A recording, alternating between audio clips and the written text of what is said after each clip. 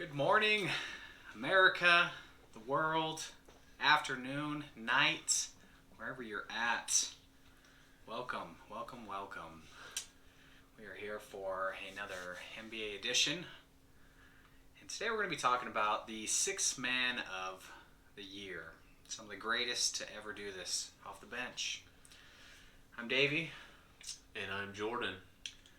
And we're going to kick this off. We're going to do our top three, because we can really focus on these top three, and I think going through these players, I think you can really highlight some of these players' stats. So I'm really intrigued to see who you have as your top three and really debate who you put there. So let's jump this off. I'm going to let Jordan go first so I can dissect what he says. So Jordan, let's hear your top three. My honor, my good man. So, before we go, quickly start thinking in your head who your top three are. Because it may be easier, I don't know. I would imagine we're going to line up a little bit here. If you think of six man, there's a couple names that just right away come to your head. Number 3, Lou Williams. Lou Williams, when I think of the six-man award, I see that picture. I see a picture of Lou Williams. Just a baller. Did it for a very long time. I swear he was as quick the day he retired as he was the day he started. Right. Lou could just do crazy things with the ball. And he was that spark. I mean, he was a lot of times the reason the Clippers would win. Yeah, absolutely. I mean, you send him in, you're down, he goes on a quick 10-0 run himself. That's what Lou can do. His career stats I think are worthy of where I put him. But he's getting 14.3 a game, which isn't crazy. But again, we're talking about the six-man role, so pretty good. 2.2 rebounds, 3.4 assists, about a steal per game. He's getting but he was that little jolt of energy when you needed something off the bench, and you could even throw him in the starting lineup. That's what I like, the six-man role. It's I would be okay playing that because absolutely, you're a starter really. It's all right, stay back and lead this squad, right? That's awesome. Number 2, Jamal Crawford. Jamal Crawford and Lou Williams' stats are virtually identical. Yeah. Seriously. Jamal's another one who was just gifted his entire career. Right. Both of them actually have won the Six Man a Year award, I think 3 times. Yep. Right? 3 times apiece. That's a lot to win the Six Man of the Year. Neither of them come with championships, but I'm trying to look at just the player and what they do. They contribute a ton. When you think six-man, you think of these 2 players. The reason I got Jamal ahead, he averages just a bit more on points per game with 14.6. So, literally, outside of that, identical stats. For the most part. Seriously, yeah. So, give me identical stats. The one that scores more points, I'll take that guy, number 2. Okay. Number 1, Kevin McHale. Ooh.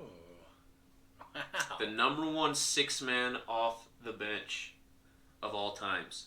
3 championships Kevin McHale has. The Celtics, right? Yep, with Bird. Yep. With Bird. All 3 of them with Bird. But this guy averaged 18 points per game. So, he's coming in, he packs a punch. He's also getting you 7.5 rebounds per game. So that's a guy that can come in, change the game, take a game over. He only won the Six Man of the Year award 2 times. Okay. But with the stats that he comes, the career stats that he comes with, I think he's worthy. And don't get me wrong, when I think of six man, he's not the one I think of. But he gives you more scoring, gives you more rebounds, His assists per game are pretty close. They're getting 2.2. He's 1.7, so it's not. I mean, it's not like they're off by a mile. Give me Kevin McHale, 3-time champion, number 1. Wow. He's going old school there. I did. He's going back to the day. Oh, man. This is a tough one to argue. Hall of Famer, by the way, Kevin McHale. I mean, do you think Lou and Jamal are going to be Hall of Famers? I don't know. That's tough. I don't. It's tough. I think, I mean, if the 6-man is that important, I think they should. Like, there should almost be like a 6-man of the year Hall of Fame. Yeah. I don't know. Yeah, Do you? It's tough to argue. I mean, they contribute so much to a team. I mean, they are the support of the starting 5, you know? Yeah. And they're the ones that a lot of the times make the separation between, Yeah. you know, when the starters come out, they're the ones that will create that gap to win a game. Yeah. You know, so they finish a lot of quarters. They're never the ones that start first or third quarters. They usually finish, too, right? And they're, like, usually when you have your starting 5, you've got, like, your 1A and 1B that get you points. Outside of that, your 6-man probably scores more points than the other 2 or 3 starters. Right. I think the thing that really defines a good 6-man is just like you're saying, finishing a game against starters. Yeah. You know, they come in and there's a lot of 6-man players. I'll say Jordan Clarkson that I feel like does really good against other players' bench. Yeah. But sometimes when those other starters come back in, yeah, those 6-man struggle. Yep. You know, because they're not playing bench players. Yeah. So it's the advantage of the 6-man for sure. Right. So I think being a good 6-man is defining yourself against those starters. So I have a little bit of a switch up. I think we're kind of similar, but my number 3 is Jamal Crawford. This guy, you know, he bounced around to a lot of different teams. I think you already said his stats: 6-man of the year 3 times. I think this guy should still be in the NBA today. I think he could. I don't know why. I mean, with Joe Johnson coming back and these other players, I'm surprised this guy didn't get a hardship contract. Yeah. You know, 10-day contract with some different teams. So I don't know if he just wasn't willing to play for some of these teams, but I know, at least on Twitter, he's vocalized that he wants to still play. These guys have it in him and Lou. Right. I'm confident can still play. Right. So Jamal Crawford's my number 3. Number 2, I got Lou Williams. This guy, I mean, he won 6-man of the year, I think, was it twice with the Clippers? I believe so. And then once with the Raptors. Yeah. So, I mean, to be able to bounce around, this guy's still in the league. Went over the Atlanta Hawks. He hasn't done a ton, but still is a very knowledgeable, smart player on the court that you want on your team. So, very good stats there. He had a 50-point game with the Clippers, and sometimes I felt like he was the best player on the Clippers team, at times. Yeah, absolutely. So Lou Williams comes at my number 2, and then my number 1. I'm gonna totally switch it up, and I'm gonna go off of some of Jordan's philosophies. I'm putting Manu Ginobili. This guy only won 6-man one time. I don't know how that's possible. Yeah. I'm trying to go back and think about who would have won it over him. And the years that he was playing, I mean, he was basically always coming off the bench. Yeah. But this guy hit so many crucial clutch shots with the Spurs. The guy's got 4 rings. I mean, he's averaging 13.3 points, 3.5 rebounds, 3.8 assists, 1.3 steals. So he was offense, he was defense, he was doing it all. You did not want to see this guy with the ball in the fourth quarter. So, number 1, I got Manu, and I'm not going to lie, going off your philosophy, the rings are what put him to the top there. I hate to go against that. I feel that's a fair philosophy. Manu played with Duncan. The greatest power forward. Manu played with Parker. So, he obviously had a whole lot of help there. It's hard to argue. It's hard to argue 4 championships. I think that counts for something. But less points per game than Lou or Jamal. Yep.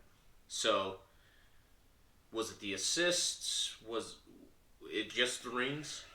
the rings, and just there's some stats that just don't measure what you did to a game. And what's that?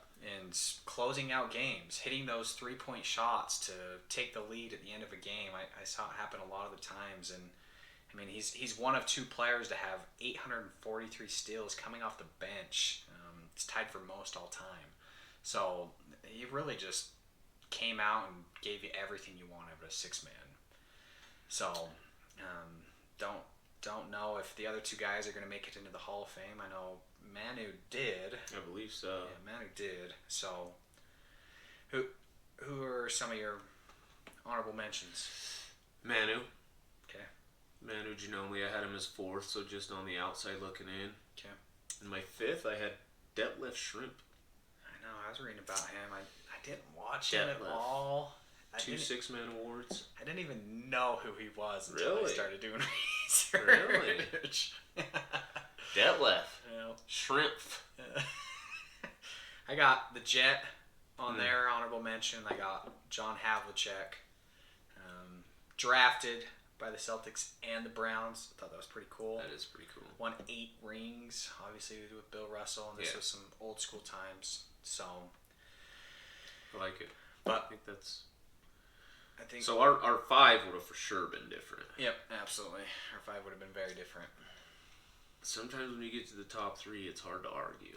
That was a tough one. That was a tough one. You switched. We have Jamal and Lou switched. Yep. And then obviously our number 1s are different. Yep. My number 1's averaging 18 points a game. I know. It's good. Doesn't have 4. He has 3 though. Yeah. It's respectable. Yeah. So, but yeah, I think that's all I got. All right. 6-man. So. Well, that's it for the best 6th men of the year. If you agree, let us know. If you disagree, let us know even more. Show us. We would love that. Show us what you think. Yeah. If you have a different 3, we want to know what it is. Drop it in the comments. Leave a like. Give us a thumbs up. Subscribe to the channel. It's how we grow here and we reach more audience. So we would very much appreciate that. Absolutely. That said, we will see you guys on the next one. Sports Junkies out. Peace.